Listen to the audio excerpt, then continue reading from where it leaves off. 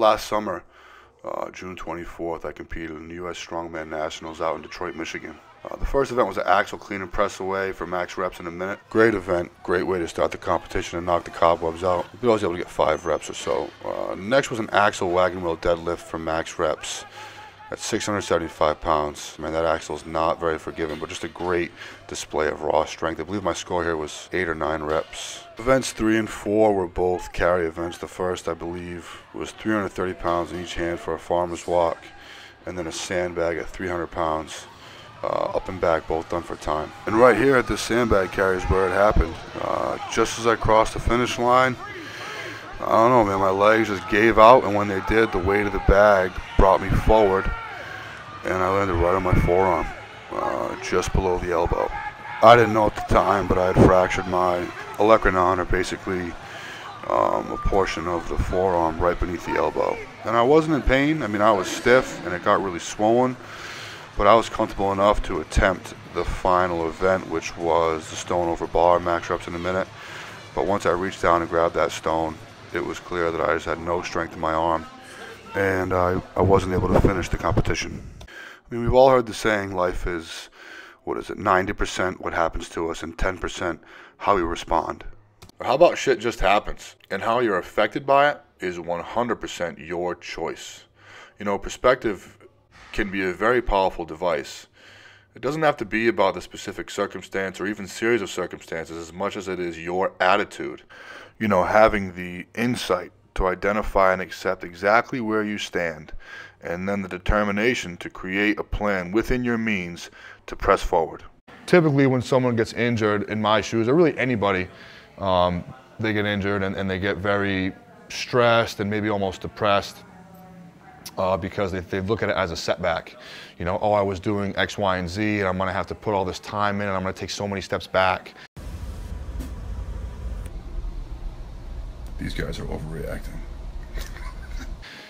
But to me, you know, that's one way to look at it, but I've always kind of been a proponent of taking something like this and looking at it as a positive. So I can't do what I was doing before, but now I can brush up on things and put my attention towards things that I may not have been given so much attention to previously. I cannot believe how much shit they put in there. But what I did when I got back to the gym, even before meeting with Dr. Paxton, I sat down and I made a list as far as training. I was like, all right, what can I do? Right? What can I do? And you know, rather than continue to beat myself up about my new limitations that I had from my injury, you know, it happened. It's done. I can't change my circumstance. So instead, what I did was identify exactly what I could do. And I came up with like 40 different variations of exercises and training that I was able to pull from. And I actually was like, wow, look at all these things that I can do. And I was able to train some legs. We're gonna do some legs today. Decided to do some legs. Doing legs. Decided to go against the grain today, guys. Figured I'd probably do some legs today. Yeah, I'm gonna hit some legs today. Change it up. I cannot wait to lift weights today. Yeah! Steve, what are you doing on this set? So that was pretty much what I did. Shit, man, I trained my legs every day for 40 or more days, and I got started doing it right away. Honestly, the day I got the x-ray, which was 7 days before even being operated on, I started squatting.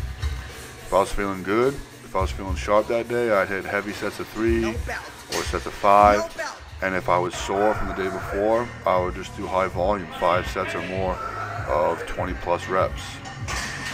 Most of the time I start with squats and I work my way into single joint exercises from there, and sometimes I did things in reverse order.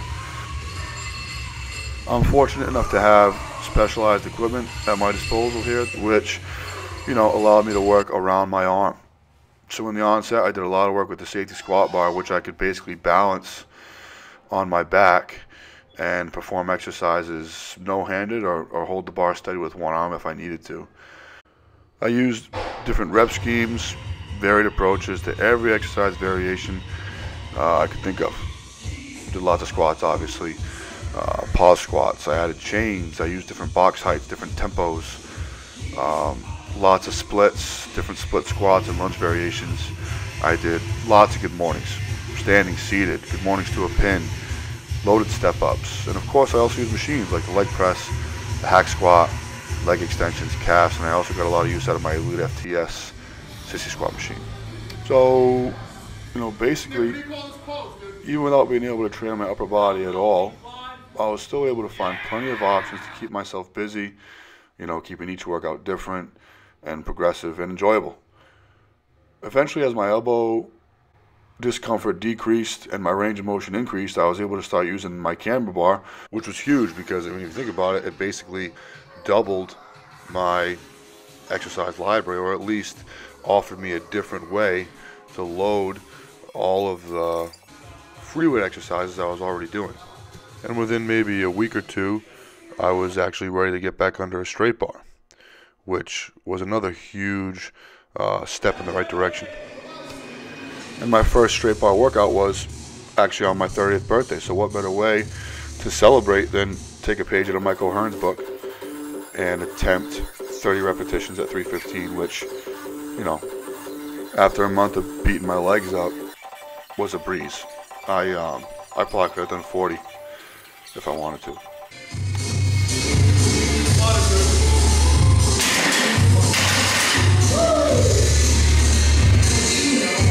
And maybe a little over a week later, at our 4th Super Total event, I was able to hit a 700-pound squat, which I believe is 25 or 50 pounds heavier than anything I've ever done before.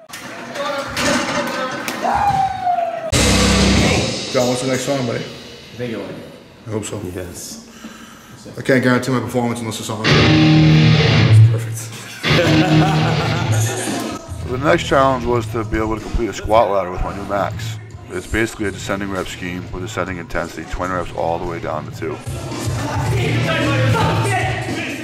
It took me 3 tries to be able to finish it, but when I did, I squatted over 46,000 pounds of total volume in about an hour.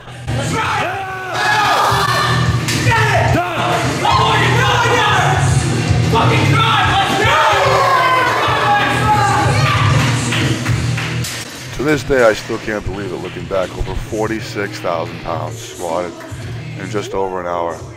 I told him this wasn't supposed to be done. Sometimes I get a little sick to my stomach when I watch the video. It was a monster. You can check the video out on my YouTube. I believe it's called 700-pound squat challenge. So basically, even under less than optimal circumstances, I was still able to make tremendous progress in reference to my legs.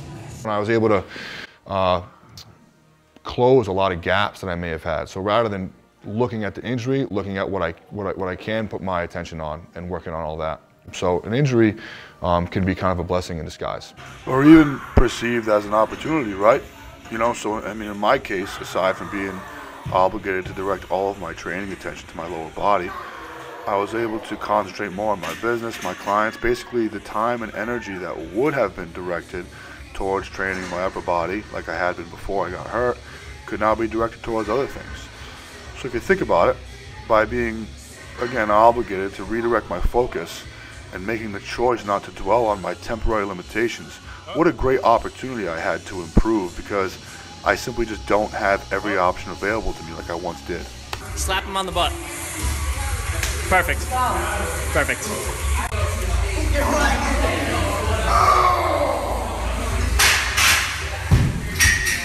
Come on! And I mean, you know, listen, it obviously wasn't all butterflies and rainbows. You know, there were setbacks. I lost strength, and I also suffered from a great deal of atrophy in my upper body during the time that I was injured. You see the difference?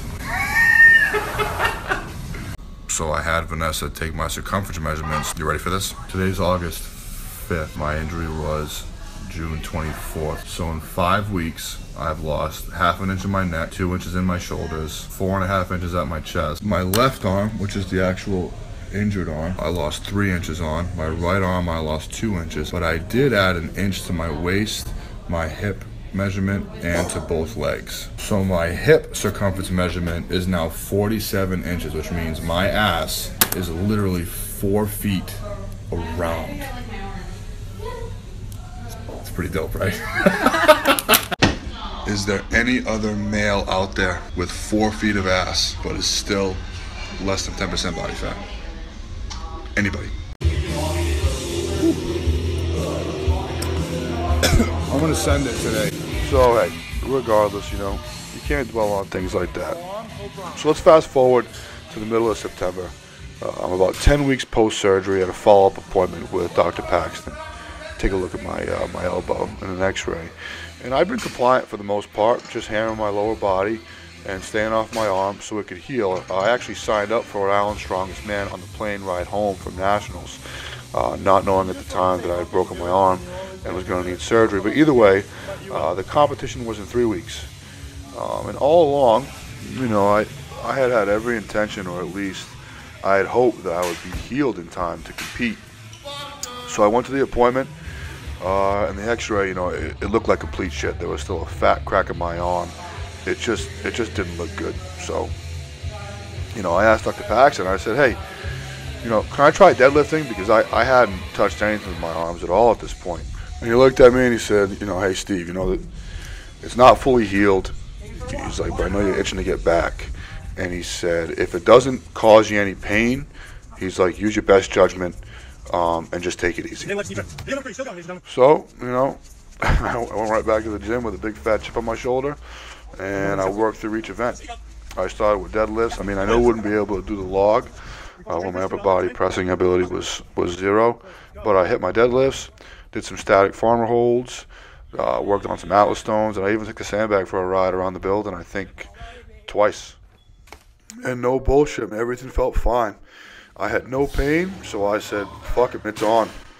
And I spent the next couple weeks preparing the best I could for Rhode Island's Strongest Man.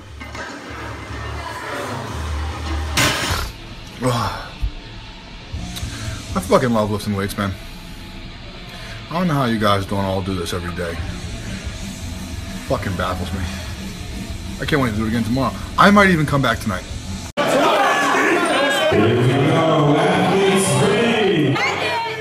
So after 3 months of not being able to use my left arm at all, and I'm a lefty, I had 2 weeks to prepare for this event, and somehow, even having to sit out of the first event, which was the log, and take a 0, I was still able to put myself in a good enough position for an overall win in the heavyweight division less than 13 weeks after getting 10 screws and 2 plates put in my elbow.